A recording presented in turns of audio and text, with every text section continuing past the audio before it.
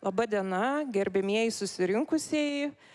Labai smagu jūsų tiek matyti. Aš tikrai tiek jūsų ir įsivaizdavau, nes kai pagalvoju, kiek profesorė Viktorija Daujotytė yra turėjusi studentų, o dar be to, kiek yra mokinių, kurie mokėsi iš Viktorijos Daujotytės lietuvių literatūros vadovėlių, tai tikrai buvau įsitikinusi, kad šios salės vietos bus užpildytos.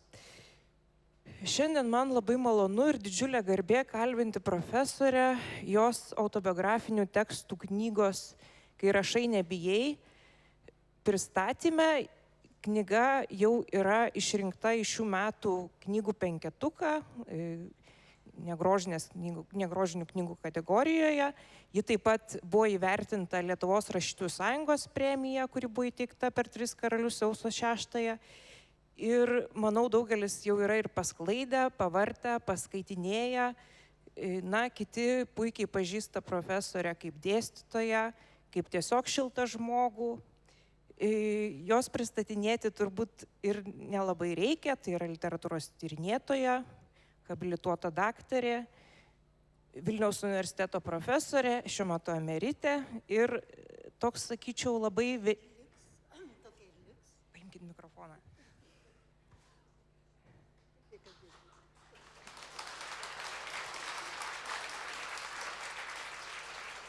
Ir sakyčiau, kad jos gana vėlyvas vaidmuo, kuris toks nėra atsitiktinis, bet tikrai kiek vėlyvesnis negu Vinco Mykolaičio Putino, yra rašytoja. Rašytoja, poetė. To romano žanriškai gal ir negalima pavadinti prozos romanu, bet man tai yra ne tiek autobiografiniai tekstai, kiek romanas. Viso gyvenimo romanas. Ar ne, profesorė? Jau man yra aiškintis. Taip. Pradžiai pasiryšiu atsistoti, kad galėčiau pasisveikinti.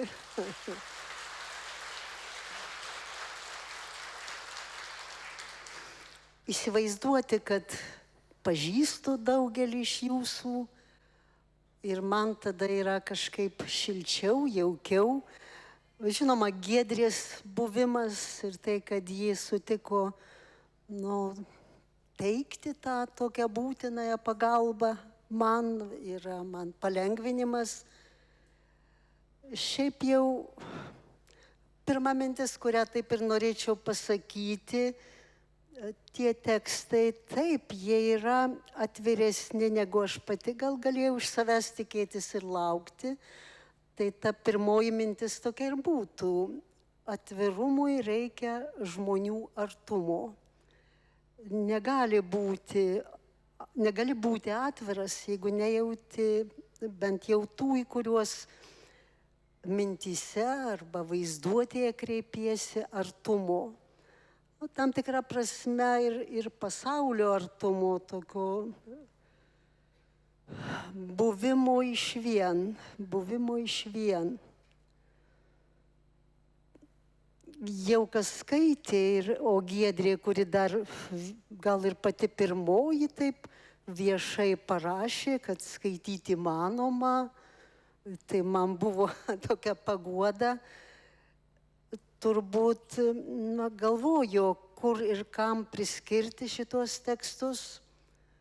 Man dabar yra, tiesą sakant, taip drąsiau, kai jie autoritetingos komisijos yra jau visai padėti į lentyną negrožinių tekstų, Giedrė.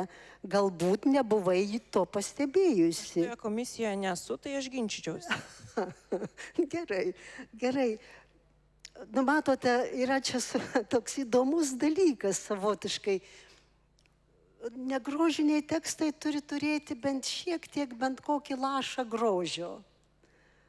Kad jie būtų skaitomi, kad jie sudomintų, tai galbūt šitas lašas grožio, tas lašas poezijos, kaip esu bandžiusi formuluoti vienos savo knygos pavadinimu, gal tikrai daro teisėtą klausimą, ar čia nėra kažkas romaniško, kažkas, bent jau pasakojimas, kuris, jeigu ir slaptai, bet vis tiek, matyt, turi tokią pasipasakojimo šaknį, vadinasi, atskirai savo momentais galbūt jis artėja į grožinį tekstą, kad ir silpnesnė, bet vis tiek kitos kategorijos. Nu, čia turbūt bus man dabar galimybė pasakyti tai, ką Giedrė žino ir daugelis šitos auditorijos žino, kad šitie tekstai turi tokią artimą giminystę su tekstais, kuriuos, na, neįtikėtinai drąsiai, ko dabar gal ir nebepadaryčiau, pavadinau romanu ir negana to dar ir likimo romanu, kas aišku yra per daug. Tai, kad jie yra giminiški, tie tekstai atskirais momentais, dar daugiau, kad jie turi, už jų dar yra vienas bendras tekstas, kuris čia yra skelbiamas ir tai yra mano tas ankstyvasis toks vaikiškas dienoraštis, Juozapais irgi yra svarbus, tai neišsiginčiau. Pagaliau negalėčiau išsiginti ir to, kad autobiografiniuose tekstuose, knygoje, kai rašai nebijai, iš pradžių yra buvę daugiau eiliuotų tekstų, ypač Motinoje, paskui aš juos kiek galėdama mažinau, bet vis tiek jų liko, o jie vėl rodo į tam tikrą silpnesnį ar stipresnį kūrybinį pradą. Tai tikrai nėra arba ne visai faktologiniai kokie nors tekstai. Tai gal pradžiai tiek, Giedrė. Tai... Man irgi turbūt reikės stovėti, mes dabar kaip auditorijoje. Daugiau aš nebesistosiu, Galima sėsti. Dabar sėdėsim ramiai. Gerai. Aš tik iš pradžių. Labai intriguojantis knygos pavadinimas, kai rašai nebijai. Galvojau, kad esu sutapusi su ta nuostata, nes rašyti, man rodos, yra paprasčiau, drąsiau negu kalbėti, negu pasisakyti viešai. Tas, kai rašai nebijai, kartojasi knygoje. Pavyzdžiui, yra užrašyta baimė yra iš saugos. Arba užrašyta senatvė yra laisvė. Čia aišku turbūt apie tai, kad žmogus turi galimybę save patirti, suvokti laike. Bet tas, kai rašai nebijai, man atrodo, labai priartina prie tos literatūros fenomenologijos, kurią jūs paskaitose ir dėstėte. Rašymas, man rodos, yra toks labai intuityvus veiksmas. Daugelis pradeda rašyti ir nežino, į ką tai nuves. Neaiškus net žanras, galbūt kas nors sėdasi rašyti eilėraščio ar apsakymų, o išeina romanas.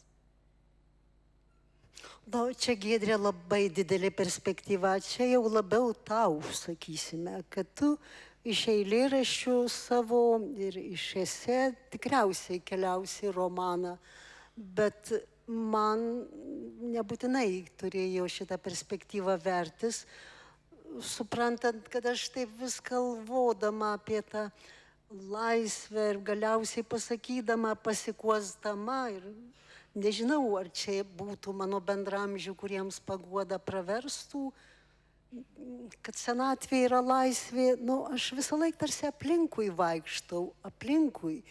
Ir gal tos rašymo laisvės ir nesu taip visiškai, taip dar patyrusi ir aišku, jau nepatirsiu. Bet to aš esu suvaržyta savaip, nes beveik savo viso gyvenimo, savo tų mokslinių įvairių iliuzijų, savo veiklos, savo paskaitų, savo įsipareigojimų. Ir paskaitos ir auditorija yra veiksmai, kurie su laisvė yra ne visai taip lengvai suderinami. Tie, kurie dirba auditorijoje, yra suveržti tos auditorijos.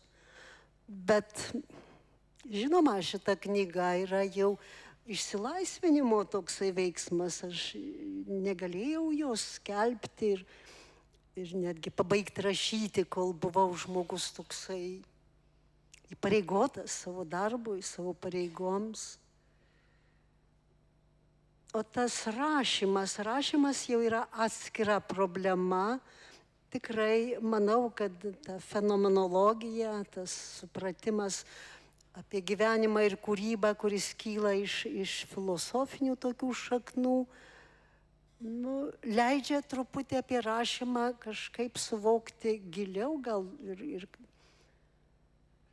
kaip, kai rašai, esi ten ir kai jau iš tiesų rašai taip, kaip rašai iš būsenos ir kai jauti, kad rašai iš būsenos, vadinasi, manau, kad rašymas iš būsenos yra ta aukščiausia rašymo pakopa, tai tikrai nežinai, kur nuves, kur nueisi, kiek to atvirumo, kiek to savęs stabdymo ir kur prasitarsi apie tai, ko nesiruošiai, negalvojai.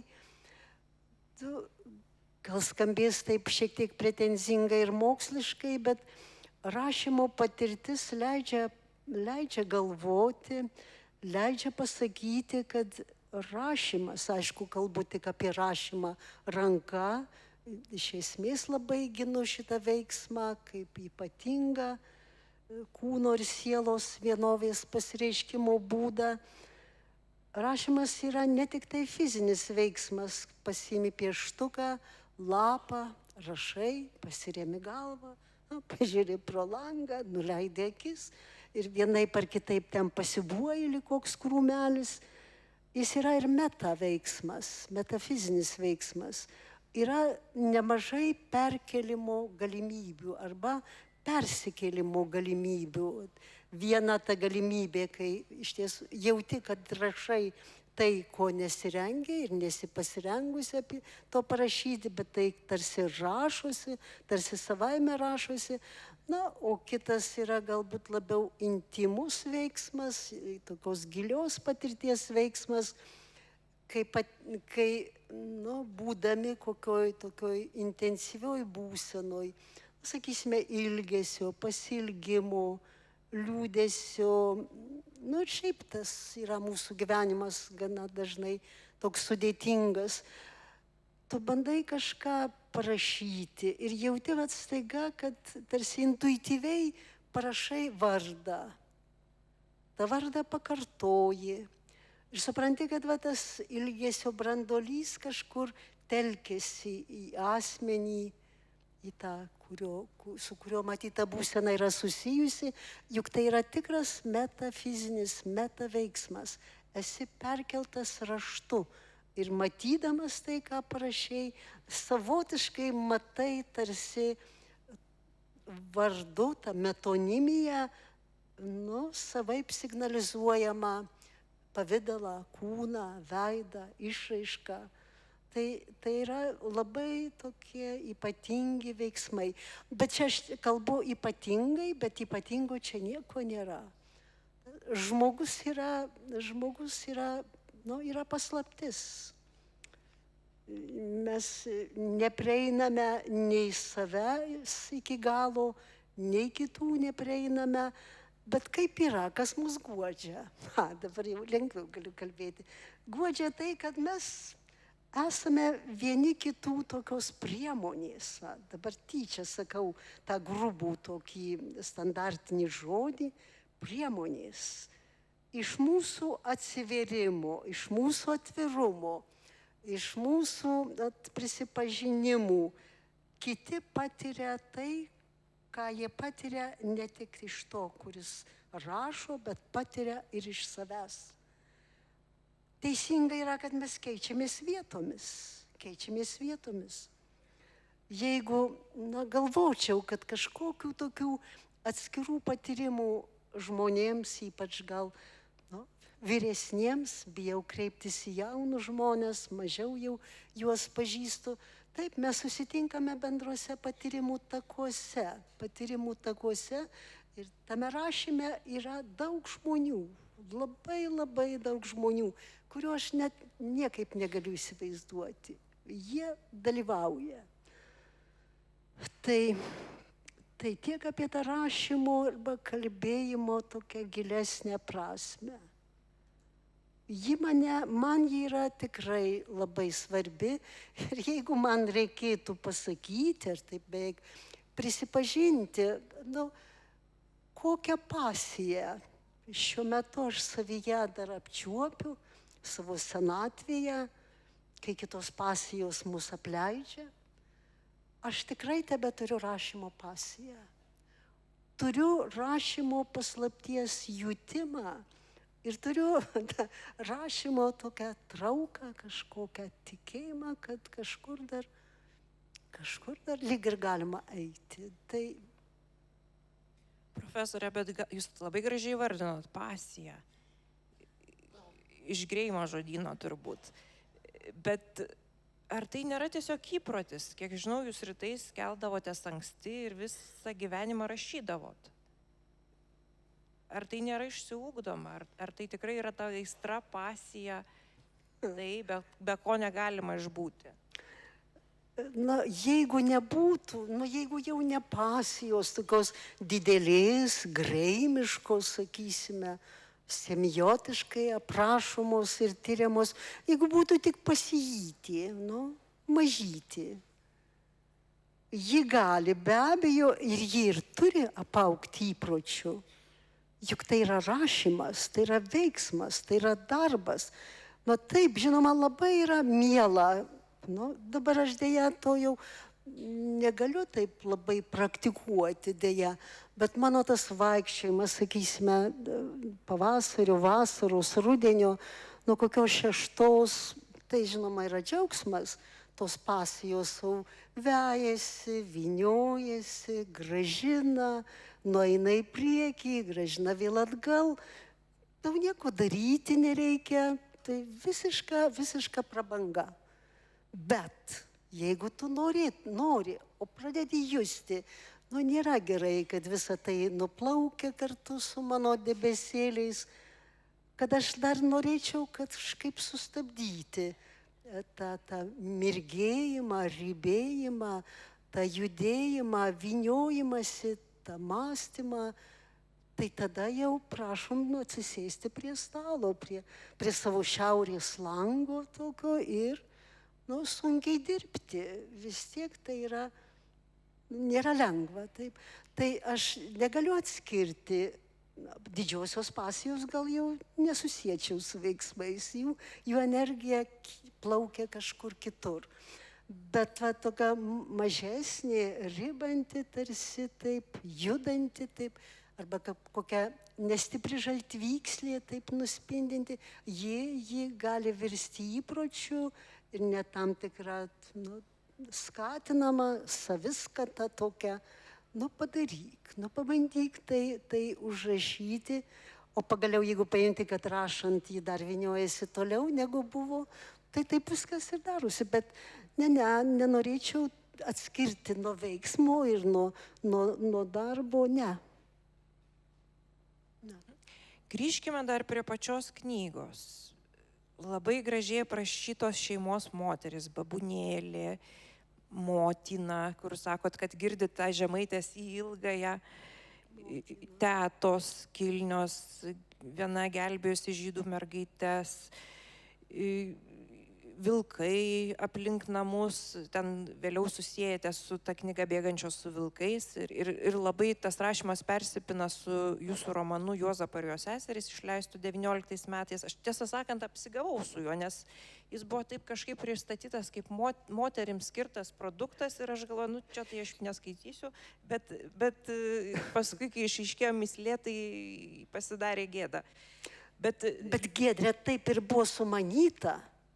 Niekas jo ir neskaitys, man reikia parašyti, tai ir parašau, bet bus man ramu, kad nereiks man dėl jo aiškintis nieko. Bet detektyvą tai gerą sukūrėt. To nenorėjau. Ne. Bet aš noriu eiti prie tos moteriškos sąmonės, prie šeimos moterų, kurių šioje knygoje tikrai yra daug ir jos pasako labai esminius sakinius. Pavyzdžiui, babunėlė sako, tavo uogų niekas nenurinks. Gailestis pasirodo, tetos, mama, babunėlė jos pagailį, jos kažkaip kartojasi, man atrodo, jūsų žodynė tas žodis pagailėjo. Gailestis kaip toks esminis žmogaus jausmas, kuris daro mūsų žmonėmis.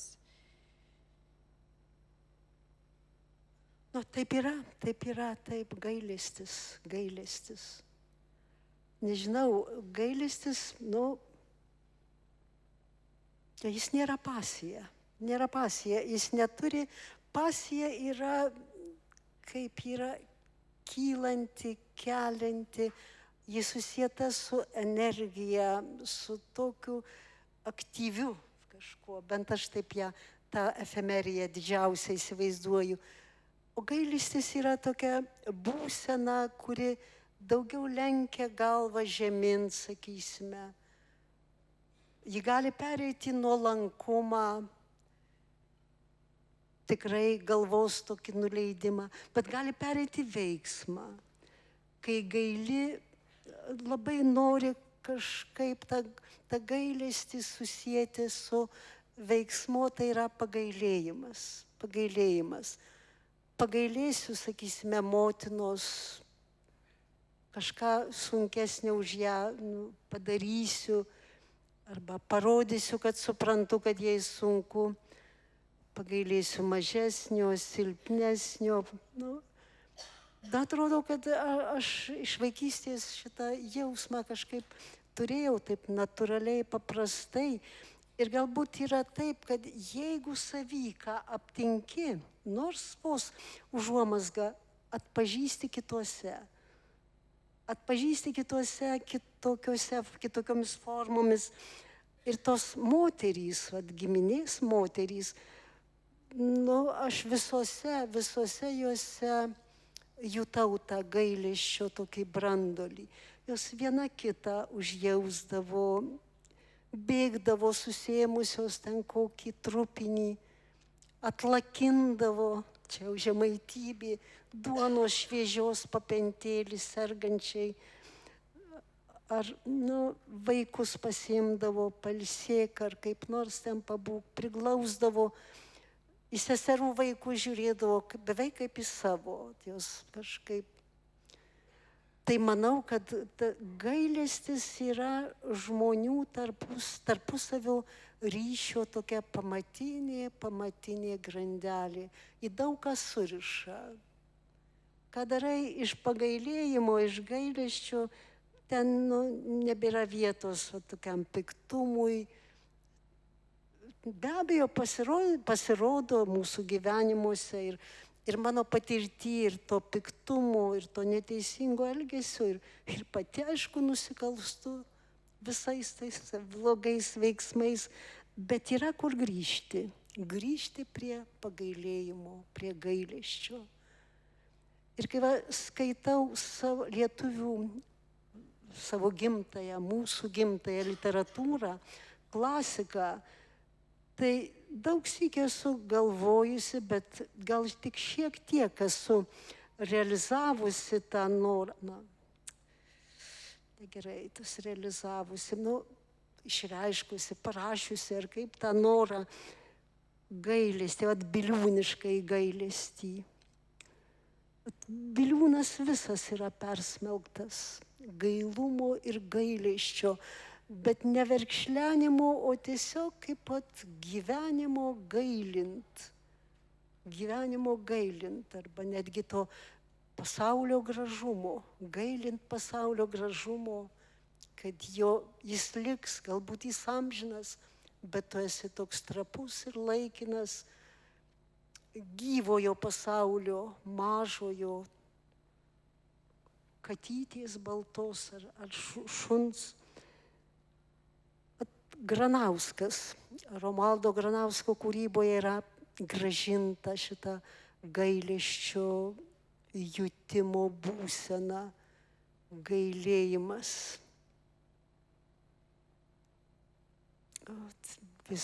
Galbūt dar bus galima grįžti prie šitų dalykų.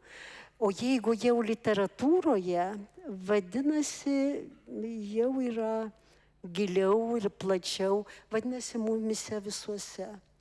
Literatūroje nėra to, ko nėra mumise. Ir mus tas labiausiai suriša su savaja gimtaja literatūra. Mes ten esame kažkaip parašyti. Aš nežinau kaip. Čia su šypsena apie tą jausmą, jau apie save. Ir galbūt tai kažkaip atsispindi ir toje knygoje, kad dalis mano yra parašyta. Parašyta, aišku, labiausiai moterų literatūros klasikoje. Žemaitė yra mano dalelę parašiusi, gamtojautą, gamtos jutimą. Yra labiausiai. Šatrijos ragana yra parašiusi mano tą silpnąją lyrinę pusę. tokia mergaitiška, tokia svajinga. Iki šiol aš jos kažkur turiu šitos. Tai Šatrijos ragana parašė mane už mane, bet man stipriau. Kai esi parašyta kitų, žinokite, yra stipriau, negu pati kažkaip parašytum. Bet aš kažkur nuklydau. Ne. Aš tai kaip tik norėjau klausti apie tai, kad tos jūsų šeimos moteris, jūs jas vaizduojat taip truputį šiek tiek su švelniu humoru tokiu. Šiek tiek man šypseną kėlė. Ir tie pasakymai autentiški, žemaitiški. Bet vis tiek gyvenime jūs esate turėjusi nuoskaudų ir buvusi nuskriausta, bet savo šitoje didelėje viso gyvenimo knygoje jūs to neminite, bet neminėt skriaudėjų vardų pavardžių. Tiesiog pasakot, kad tai buvo tokie skauduliai. Ir yra tas dėkingumas, gyvenimui, žmonėms, kuriuos sutikot, daugelis aprašyti labai gražiai, apie kiekvieną pasakyta kažkas šviesaus, bet nėra to tokio, kad mane nuskriaudė, mane įskaudino. Ir apie tai, jūs pati tai reflektuojat. Yra parašyta, kad sunkiau su patamsiais, su įsiskaudinimais, su giliais įžeidimais, sužeidimais. Grįžimas prie jų sąmonę alina, sekina. Negrįžimas palieka plyšius, kurie gilėja. Tai ir taip negerai. Taip ir gyvename. Juk taip ir gyvename. Ir taip negerai, ir taip negerai. Tai tada renkiesi kažkokį tą tarpelį, ar kaip pasakyti.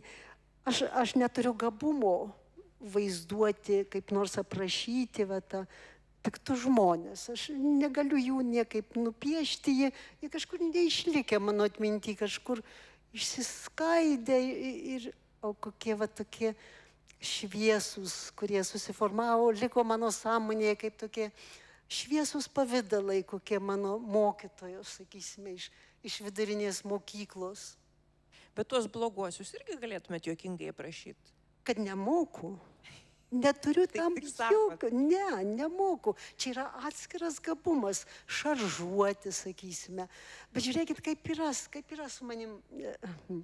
Kaip yra, kiek, jau dabar nebe taip yra, bet mano, sakysime, vadovėliuose, mokykliniuose, universiteto paskaitose buvo visą laiką kalbama, kad stipriausia žemaitė yra ten, kur ji yra kritiška, kur ji, kritiškai vaizduoja tikrovę. Va čia aš tyčia sakau tos tokius sustabarėjusius kalbos junginius, sakysime, ir Marti, ir Petras Kurmelis, ir prie dvaro, bet Sutkai, tai čia ne, čia tokia idealizacija.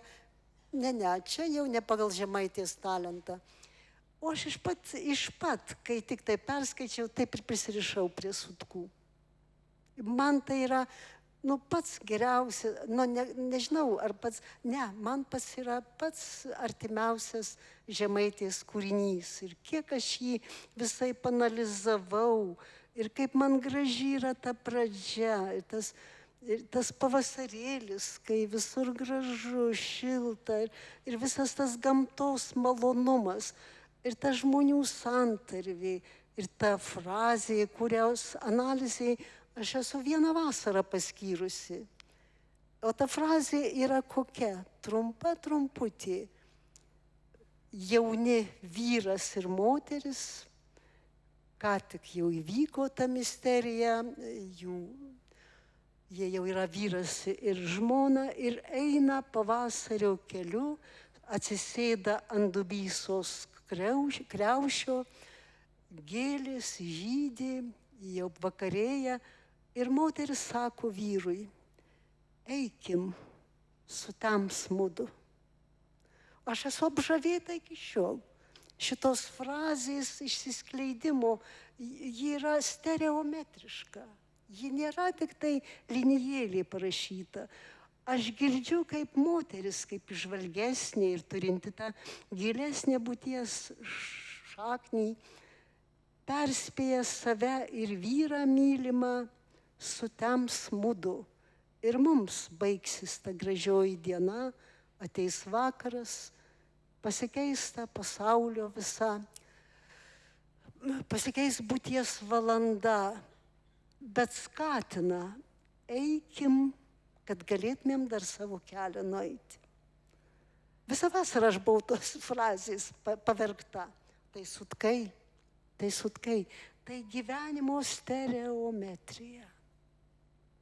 Bet vėl nuklydau kažkur. Ne, profesorė. Grąžink. Savo knygoje sakote literatūros fenomenologiją, kurią dėstėt, gal aš ir nelabai moksliškai apie ją galvoju, bet o kas tada yra mokslas? Aš taip kažkaip skaičiau jūsų knygą ir jūs ten tas skirtis tokias brėžėt, kad literatūros fenomenologija, po to jūs rašot apie savo vaikystę, paauglystę ir vis kažkur įterpėt, tiesą sakant, pavyzdį iš lietuvių literatūros. Pavyzdžiui, Žiema, Žemaitija, Troba, kitoj pusėje Gyvulėliai ir jūs cituojat Žemaitę. Pacituojat Žemaitę, sakot, šitoj Troboj yra rudens vakaras. Arba vėliau jūs rašot apie paauglystę, kaip jūs ganot karvę ir skaitot Altorių šešėlį. Paskui ten įterpėt, kaip laukiat mamos su broliukais ir primena jums tai situaciją iš Lazdynų Pelėdos Motulė paviliojo. Granauskas, na, žodžiu, skaitai tą knygą kaip iš tikrųjų lietuvių literatūros fenomenologijos vadovėlį.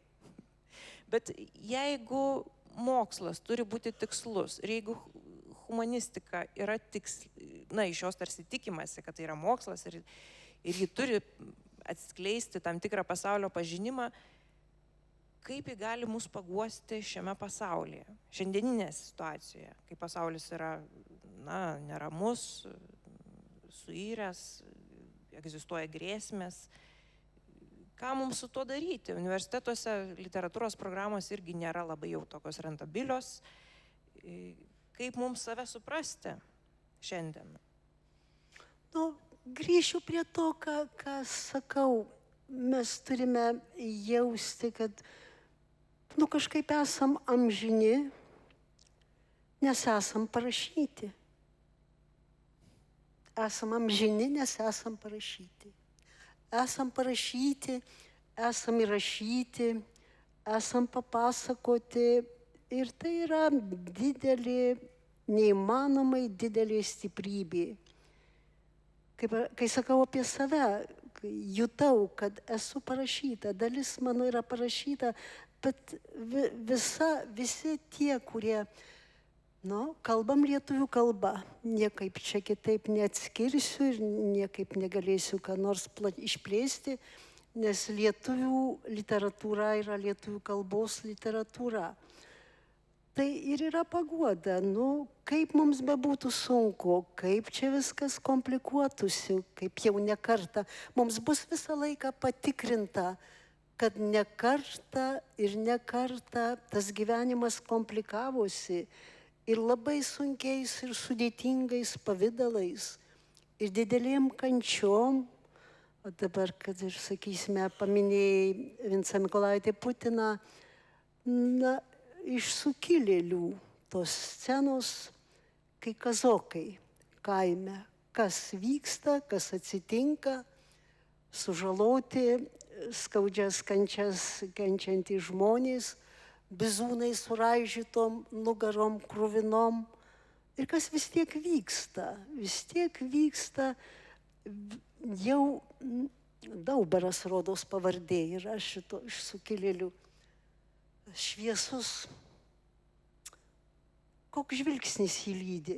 Moteris sėdi ir žiūri ir mato, jie niekada nesusėjo jų gyvenimai dėl įvairių priežasčių, bet žvilgsniais jie vienas kitą visą laiką jautė, lydėjo.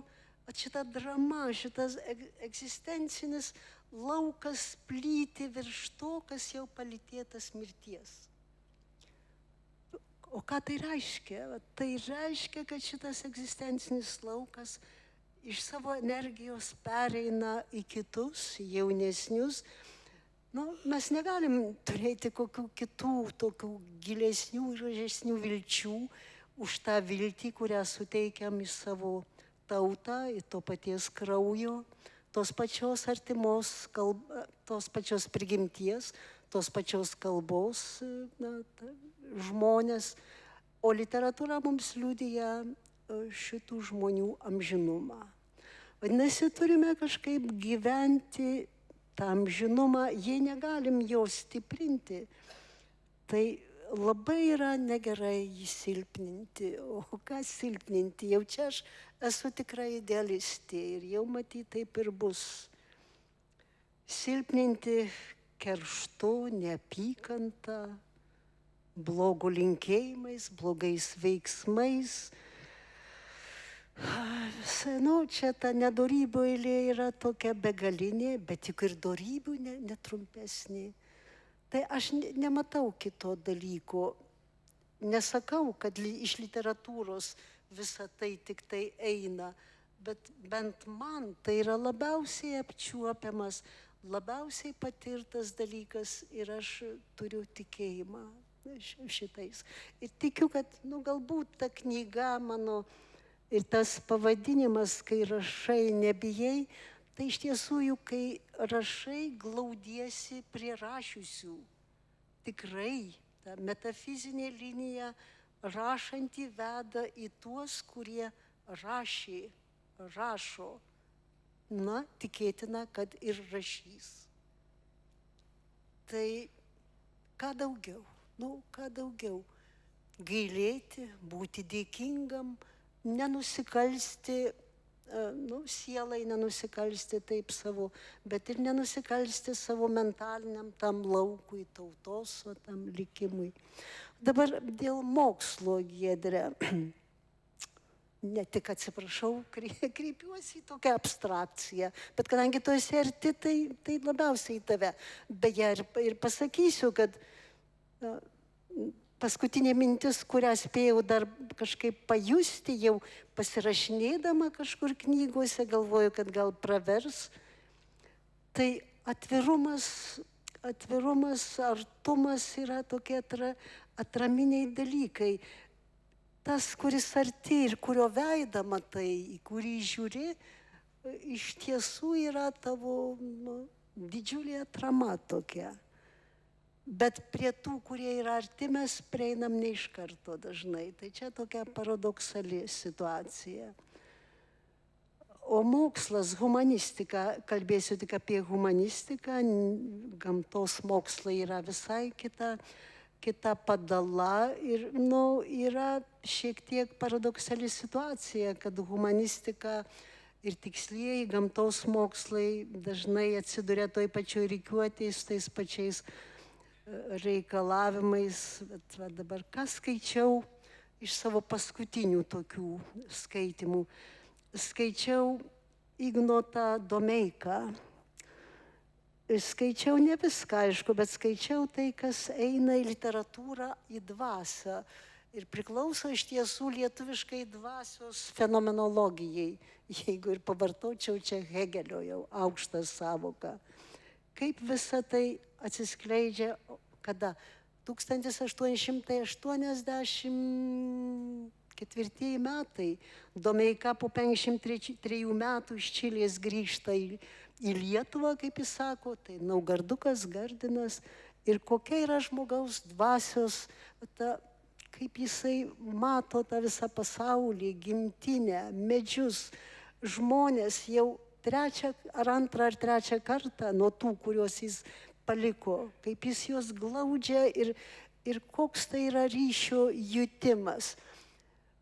Jis sėdi prie mirusio brolio kapo, mąsto apie sielą ir mąsto apie tai, kaip yra siaura, kaip yra beveik akla tokiems nematerialiems, tokiems efemeriškiams dalykams kaip žmogaus siela, o siela yra labai susijusi su humanistika ir niekas neturi tokio ryšio arba suinteresuotumo apie ją kalbėti, tokio didelio kaip humanistika, kaip yra neteisinga tiems dalykams, vadinasi, ir humanistikai, taikyti tos pačius kriterijus kaip materialioms formoms, uolienoms, kaip geologas taip sako.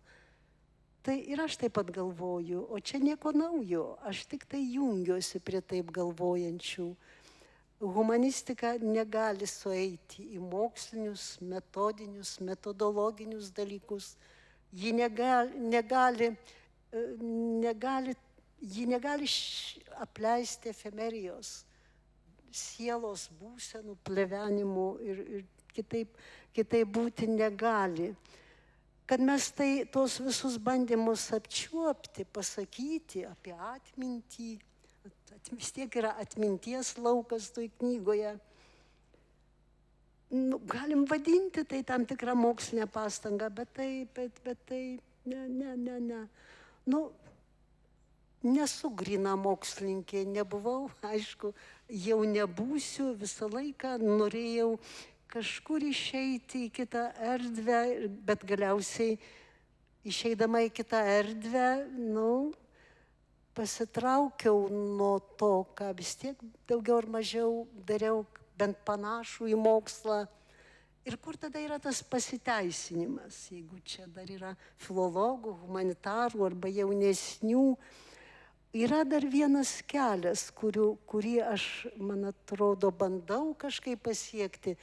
Tai yra patyrimo ir tyrimo jungtis, patirties ir tyrimo jungtis, refleksija. Vienu metu veikti tarsi dviem tokiomis galimybėmis. Pasitikėti patirtim, pasitikėti tuo savo būsenų, pasijų, apskritai patirčių lauku ir reflektuoti, tirti tai, ką patiri.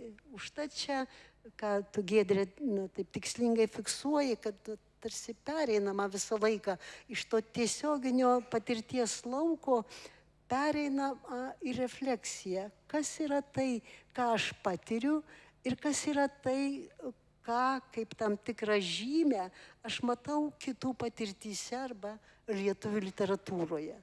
Galvoju, kad humanistikai tai galėtų būti dar ir perspektyvu. Pasižiūriu į savo knygas, kurias jau esu užmiršusi, jos seniai parašytos, bet mąsčiau, staiga atsiverčiu tokią, mažiausiai prieš 15 metų išleistą knygą Kalba ir jos menas. Ir matau, kad jos paantraštė yra tokia – patyrimai ir tyrimai. Vadinasi, aš jau buvau tam lauke, bet kažkas iš jo aš vėl nutolau, vėl prie jo grįžtu. Bet matot, man dabar lengva kalbėti, mano būvis yra toks postmokslinis. Aš nebeprivalau parašyti mokslinių straipsnių ir taip toliau, o tai ir yra ta rašymo laisvė. Ta rašymo laisvė, kuri kažkur veda jau kitur. Man tai yra džiaugsmas. Profesorė, aš vis tiek dar noriu prieiti. Dar yra šiek tiek. Nedaug. Noriu dar būtinai paklausti apie jaunystės dienoraštį. Iš tikrųjų, kai pradėjau skaityti, tai man buvo sunku patikėti, kad tai yra autentiškas dienoraštis, nes dienoraščius, aš taip įsivaizduoju, žmonės rašo padirkiau. Padirkiau, užsirašo, ką nori prisiminti, nėra tos tokios savivokos, dar savęs nesurenka iš kažkokių paauglystės, jaunystės dalelių. Jūs labai anksti pradėjote dirbti mokytoja, 17 metų būdama, ir labai anksti prisėmėte atsakomybę. Kodėl jūs tą dienoraštį vis dėlto pabaigoje sudeginate? Ir labai anksti, ten aprašyti stojamieji egzaminai, jūs kalbėjote apie mamos nuolankumą, tokį tarsi, taip pat ir išdidumą, ir ten labai toks įdomus momentas, kai jūs atvažiuojate į Vilniaus universitetą laikyti stojamųjų, kažkas nepavyksta vokiečių kalbos egzamine, tada jūs sakote, aš nebelaikysiu šitų. Ir man atrodo, čia yra ta pati patirtis, ta prigimtinė kultūra, tai, ko žmogus išmoksta. Ir kas nuostabiausia, jūs taip pat būdama jauna, dar net ne studentė, kalbat apie tai, kad kokie seni universiteto pastatai, kiek daug žmonių čia buvo. Ir vėliau tą dažnai kartojat. Tai, Giedrė, aš tik tai patikinsiu, kad tas dienoraštis yra autentiškas. Aš nepakeičiau nieko. datos, kalbėjimo būdas, rašymas. Aš net klaidų kai kurių kažkodėl nesiryžau taisyti, sakysime, paliko kai kurios ten vyriškos formos. Kaip tada buvo įprasta, mokyklos direktorė vis tiek buvo direktorius ir taip toliau, bet kažkodėl nenorėjau liesti tų dalykų.